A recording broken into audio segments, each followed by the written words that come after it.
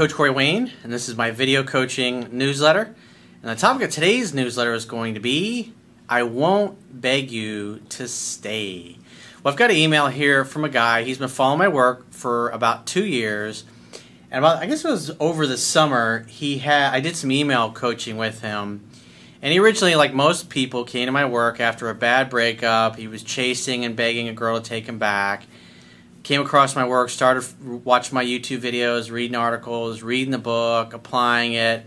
He got really seriously focused on his purpose and his mission in life. He moved, he changed countries that he was living in. He got his career in the TV and film industry as like a part of a stunt person. That started to really take off. His career started taking off. Met this really great girl. And then things were great. And then when he went to Europe to do the scenes for the locations for the TV show that he got hired on that took place in Europe, things started going sideways. And then literally before she came to visit him, a couple weeks before she came to visit, she bailed on him. Started backing away, started getting flaky, and he's thinking, what the fuck? And so what's interesting, what I liked about this email is that what you see here, and this is the way the universe works, it's like until you overcome something, until you overcome a challenge or maybe a weakness that you have that you're working on, it's like the universe just keeps dropping like the perfect people right in your life to help you overcome that. And when you see, when I've actually got 2 emails from this guy, the original email coaching I did over the summer with him, and then his update to like what's transpired since he implemented the things that we discussed in his email coaching. And so you kind of see the progression of like how he used to be, how he's obviously still in some ways struggling to overcome that over pursuing, because obviously something very similar is happening now. This girl was really into him at first, and then it's like as soon as he left the country, she started backing away and losing interest, and then started canceling plans on him. And so this is what I see when I look at this. It's like he had a second woman that showed up. Little different than the first one he was with that originally led him to my work. And it's like it's like as you apply this stuff, like self-help really is kind of like, it's like peeling the layer of an onion. It's like you get past one layer and then you find out, wow, there's another layer there. You know, it's just like climbing a mountain of success. It's like you get to the top of the mountain, you reach your goal, you achieve your goal, and you look around, you're like, wait a minute, there's even a fucking bigger mountain over there. I want to conquer that next. And so you set a new goal, and you start setting to achieve it. And with life, you can never stop evolving. You can always become a better version of yourself. And this guy's made a lot of dramatic changes, really impacted his life in a positive way by taking action. But it's like the relationship that he was involved in with this particular girl, it's easier than obviously a lot better than the first one was, but he's still struggling with some of those same kinds of themes. And it really boils down to standing up for yourself. And especially if you're somebody that's trying to go from not standing up for yourself very much and putting up with crap from people that you shouldn't be, until you really truly overcome that weakness, the universe is just going to continually bring people into your life to help you overcome and master something that you may presently be weak in or not very good at. Because everybody in some way, shape, or form is going through something similar in their life. It's like all of us, we have something that we're working on, or maybe a multitude of things that we're trying to improve many areas of our lives. Because the more we're able to live our life and get up every day and do something that we enjoy and we value for living, and do it with the kind of people we enjoy and value being around, and also who value us, taking care of our bodies, because obviously the healthier you are, the sharper you're going to be, the more mentally clear you're going to be, the more articulate you're going to be, the more efficient you're going to be, the less sleep you're going to need, the better you're going to look, the more attractive you're going to be to members of the opposite sex. So it all works to your benefit when you focus on being the best version of yourself that you can be. So I have a quote that I wrote, and then we're going to go through his first email, and then obviously the second one we'll go through and see his update and see how he's kind of progressed over the past few months. And so the quote says, "It's not always easy to be yourself, stand up for yourself, and live your personal truth of who you really are. This is especially true in a world that tends to place a higher value on conformity and fitting in instead of being uniquely spectacular and standing out from the rest of the crowd. All of life is a negotiation, and therefore, you don't get what you deserve. You only get what you negotiate. You must give people the freedom, space, and time to mutually choose to not only have you in their lives, but also make the effort to show you that they want you through their actions. However, when you notice that someone does not value what you offer, you should not hesitate to walk away and continue searching for someone who will. Often, especially like when you're emotionally involved, that's easier said than done. But it really is an art. It's not so much a science. It's not like, at the end of the day, we're thinking, feeling, emotional beings. But when you understand yourself, you understand what creates attraction, not only between you to another person, but the other person to you, and you're aware of that, and you can see that, you can see body language, you can see physiology, you can look at what people do, it's much easier to remain objective and make better choices. It keeps you in a more peaceful and relaxed state. And like I've said many times in the past, when you're in a peaceful and relaxed state, you're going to make better choices. You're going to make more efficient choices. And when you make more efficient choices, you're going to get to where you want to be a lot quicker, and you're going to be a lot more efficient about it.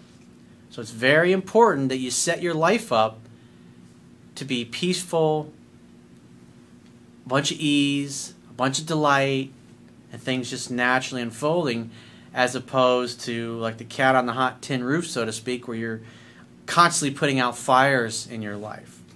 Because if you're constantly putting out fires in your personal life, your business, your career, having health problems and health challenges, you're always reacting instead of responding. And when you react, your actions are very inefficient. But when you're responding and you take time to contemplate and be in the present moment, you make much better choices, and therefore you get to where you want to be a lot quicker and a lot more efficiently and with a lot less hassle and challenges.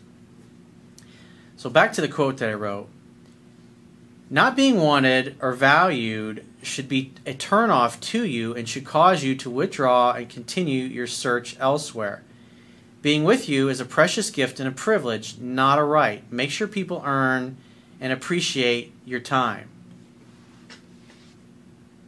So let's go through his email. He says, Dear Coach, I have a dilemma.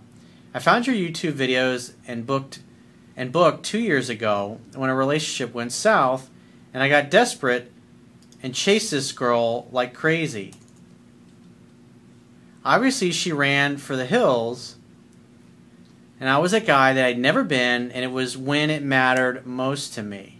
So in other words, what he's saying is that when I get really emotionally wrapped up in somebody, it's really hard to do the right thing. In other words, he's saying I wasn't being myself. In other words, he wasn't exercising emotional self-control. And if you're a man and you do that with a woman you're dating, it's usually not going to end well. Because when you're not sure, when you're not certain, you make your woman feel very unsafe and uncomfortable. And then she doesn't trust your masculine core, doesn't trust you to be the leader. Anyway, I decided to move home to Canada after having lived overseas for 9 years in Hong Kong to pursue acting and stunt work in film and television. I focused on this, and after 6 months of being home, I got the call to be a part of the stunt team for a popular Netflix show that shoots in Europe and Asia for 7 months. Score, he says. Of course, I met a great girl 1 month out from my departure. So you notice as soon as his career really starts to take off, he's loving what he's doing what he's passionate about, he's doing what he's always dreamed. I mean, he literally lived in another country for almost a decade and gave all that up to move back to Canada and get in the industry that he always wanted to get into. He worked harder at that than anything he'd probably ever done before. He was more passionate, he was happier. And then obviously he gets a job on a very successful show for a big network like Netflix, a multi-billion-dollar company. Think about what something like that does to your confidence. You go from having a dream about something like this your whole life, and now you're living the dream. You're happier, you're more confident now, you're taking better care of your body, you're smiling more, you're going to be more attractive. And then boom, as soon as that happens, a month later he meets a girl. Why? Because he focused on pickup skills or dating skills? Well, partly. But the real reason is he took care of himself. And he made himself happier And he started creating a life and lifestyle that was a kind that he always wanted. So now he's showing up in life feeling like, I'm finally doing what I was put on this earth to do. And therefore, obviously, it's a lot easier to attract somebody in your life if you always, versus somebody who always feels like they're behind the 8 ball or is always having to work one shitty job after another to pay the bills. In short, things were amazing. I did everything I was supposed to do. I hung back and I waited. I made definite dates, etc. And within 2 weeks, she told me that she loved me. Well, that's pretty fucking quick. That should be something, a little bit of a red flag. After 2 weeks, the girl's telling you she's in love with you. That sounds like somebody that's kind of run by their emotions. And she wanted to prove to me that she could be a better woman to me than anyone else.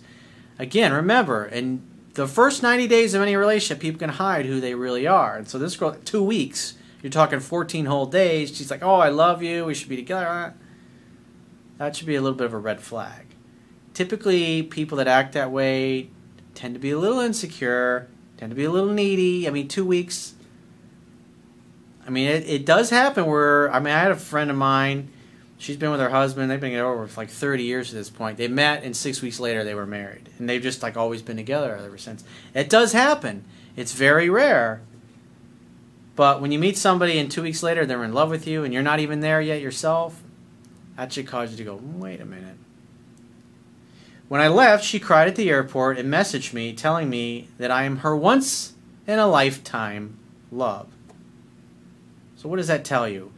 Remember, like I discussed in my book, when a woman says something like that to you, that's what she's feeling in the moment.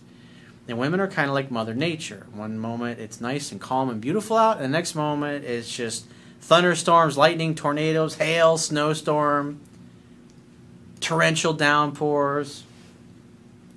So you got to look, because a lot of guys latch onto something like that, and then 6 months later when the girl wants nothing to do with him, he's thinking, hey, I'm the love of her lifetime. It was like, well, she told you that 6 months ago, but now she's trying to get you out of her life. So you got to look at what a woman is saying and doing right now in the present moment, because quite frankly, everything else that she's ever said, it doesn't matter.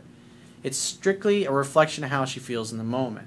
And you should take it as such. Because you should always want to be looking, like I discussed in the interest level table of my book, where do I stand with this girl? What do her actions communicate to me about her true interest and attraction and effort that she's making to make me feel loved and wanted? Things went south once I was gone. Now keep in mind, what this guy has struggled with is pursuing too much. And so if you're in town, because, think about it. If the guy's been fearful in the past of losing a girl and now he's away and she's really hot and this is the best he's ever had it so far in his life, and now he's in another country, do you think it's probably a good possibility that he's going to be thinking, I might lose her to somebody else? So he's going to probably try a little bit more because he's got more to lose. His perception is this girl is a lot more valuable than anyone I've had so far, and I really don't want to lose her. And if he's got those old tendencies that he's trying to overcome, they're going to slip out. And he even admits that a little later in his email. He says she got a ticket to come visit me in Europe for a week. And 2 days before she came, she called me to tell me that she felt emotionally distant from me. So in other words, her attraction is dropping. I, of course, saw this. So when you're long distance like that, and you go from being together all the time, and if you've been following what I teach, by the time you leave to go to Europe, she should be doing most of the calling, texting, and pursuing at that point. And so if you're not going to see her for a while, you wait to hear from her, and then when you do, you assume she wants to see you, and you make a Skype video date or a FaceTime chat. And then those virtual dates take the place of the physical dates because you can't physically be together in person. But if you let her do it, then when she's missing you and she's thinking about you and she's wondering about you and she misses you the most, that's when she reaches out to you. And then that's her idea. And when a woman is chasing you and feels emotionally close to you because you've done everything right in the beginning, like I discussed in my book, they'll do almost all of the calling, texting, pursuing, and then you never have to worry about getting rejected. But obviously you can see if you're in a kind of a fearful state, like more than likely this guy was, you're going to do a little too much. And then they go, and the woman says, I'm confused, I'm not sure, I feel distant from you. I, of course, saw this as a huge problem. I almost got emotional and upset, and then I stopped myself and started to ask her questions to get her to talk. It didn't work. So I told her that if she changed her mind, to give me a call.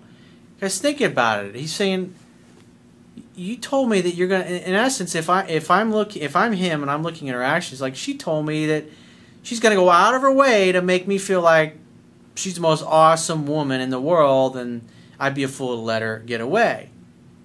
She said she was gonna. These are her words. This is what she tells me she's going to prove to me, right?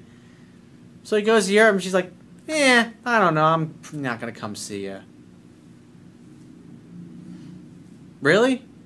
Wow, I just can't wait to talk to you again soon. This is so exciting. I mean, think about that. She's just now saying, well, I don't really value you very much. Oh, you don't value me very much? That, just like I said in the quote, that should turn you off when you see that. When the other person's not making the effort to ask you questions about yourself, maybe they're selfish, maybe they're narcissistic, and you notice those things, that should be the kind of thing that makes you go, I want somebody who's fascinated, wants to know about me and my hopes and my dreams and what I want out of life, and ask me those things. Not somebody that sits there and expects me to fucking entertain them or regale them with stories. And there are women out there that are narcissistic and are shallow to the point where they'll never ask you anything about who you are. Why? Because they really don't care, because they're so self-absorbed. So you got to be on the lookout for those kind of women. She did after a week and a half. She was angry with me for not having done anything to save the relationship.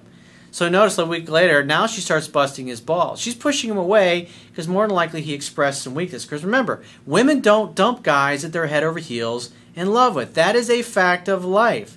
And if you're treating a woman properly, like I discussed in my book, and she ditches you, she's either a Fruit Loop or you did something wrong. It's that simple, because when a woman's head over heels in love with a guy, she can't wait to see you. And so obviously something went sideways when he was chit-chatting with her on Skype or FaceTime once he was finally in Europe.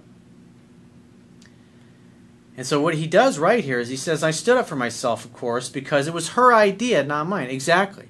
So she tries to blame it on him, and if he's been acting weak, then she's going to say it's all his fault. Because that's really a true statement from her perspective. If he was acting weak and it turned her off and she no longer wanted him, then she could say, well, it's your fault for not trying to save the relationship. But when you love and you value yourself, she's the one who decided to start treating like a second-class citizen. She's the one that decided, I'm not going to come visit you now. When you were the one looking forward to seeing her. And she supposedly was too, but obviously we look at her actions, and now she's acting like she really doesn't give a fuck.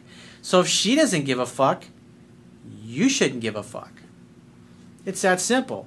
That should turn you off. That should be a red flag that makes you go, I really don't have any interest or desire to talk to you. Fight for the relationship. You had plans to come see me. Now you're canceling your flight and you're not going to come visit me, and yet it's my fault? That's bullshit. You're not making the effort. I'll find somebody else while I'm here. Give me a call if you change your mind. So he says, I stood up for myself, of course, because it was her idea, not mine. So he's totally correct by doing that. He says, I told her I wasn't cool with her not wanting to be with me anymore, but she changed her mind, if she changed her mind, to give me a call. She drunk dialed me once and then texted me pictures of her in a bikini with her girlfriends at some pool party. I didn't respond. I got the idea of walking away because she fucked up. And it's true, that's exactly what I teach as 7 Principles Get Next Back. She pushes you away. She's the one that says, I don't really value you or your time, and so therefore I can live without you. If somebody can live without you, then guess what? You can live without them too. Even if you don't feel like it, you need to. And it has nothing to do with the other person. It has everything to do with how you value and respect yourself. Again, this is all, the reason I do these videos is to help you implement the principles that are in the book so you can master them. While I may have done things to turn her off, she didn't come out and say them. See, he recognizes, obviously, I was fucking up. And so how can I sit here and go, well, he did things to turn her off? Because I look at her actions. Women don't dump men they're in love with and chasing. That is a fact of life. She basically said, I'm not that into you anymore. She's either a Fruit Loop or he did things to turn her off. And obviously the fact that he mentioned this, and he's been following me for 2 years, he's obviously recognized that he's still got some work to do on himself. He's gotten a lot better than he was when he first came to me, but he's still got a way to go. And that's what happens when you date somebody that you really have emotionally intense feelings for. It's 1,000 times harder to do things right versus somebody that you're just not that into. The thing is, she's going to call me back for sure. I've already asked her out twice, and I'm overseas until December anyway. What's your take, and what would your response be to her should she reach out before I get back? Should I just tell her I will call her when I get back and see what happens? I'm studying your book when I'm not at work, and I'm doing my due diligence because I know I'm not great at the material yet. So your help is greatly appreciated. And what I like about that, he's saying he's seeing things as they are, not better than they are or worse than they are. He's realizing, you know what? Obviously, if she was head over heels in love with me and I've been treating her right, she wouldn't have been blowing me off like this. So that was, this email I just read was his email that he sent me. And this is my response that I sent to him, the email coach. I'm just going to read it verbatim. And I said, if you've already asked her to come visit you twice and she shot you down both times, you won't ask anymore. You need to bottom line her actions. She did not do what she said she was going to do on more than one occasion. It does not really matter the reason why at this point. She blew her chance. Never contact her again, and from now on you'll only send 2 to 3 replies max to her texts and messages. And if she calls you, you'll only talk on the phone for 2 to 3 minutes max, and then always end the text messages or phone calls with, hey, it was great hearing from you, but I gotta run. Keep in touch. I mean, that's right out of 7 Principles Get Next Back. She'll either bring up getting together or stop contacting you for good. Maybe she's emotionally messed up or a Fruit Loop, etc. You simply don't know, but her actions communicate that she is out. And then obviously I give the link to 7 Principles Get Next Back. And so here's his follow-up response, and this was back in July when I think it was end of July. So it's basically, this is what's transpired over the last 2 months. Because keep in mind, he's not going to be back in the States until, or Canada, until December anyways. And as of right now, we're in October. So he's still got 2 months away. Now keep in mind, she had a ticket and everything bought and was going to come visit him. So he says, Dear Coach, I want to thank you for your amazing work with both the book and the videos you make all week, every week. They only show us how simple and easy things can be. A girl that I was dating before who previously broke up with me has basically been doing all the things you outline in your book as well as your video, 7 Principles to Get an Ex Back.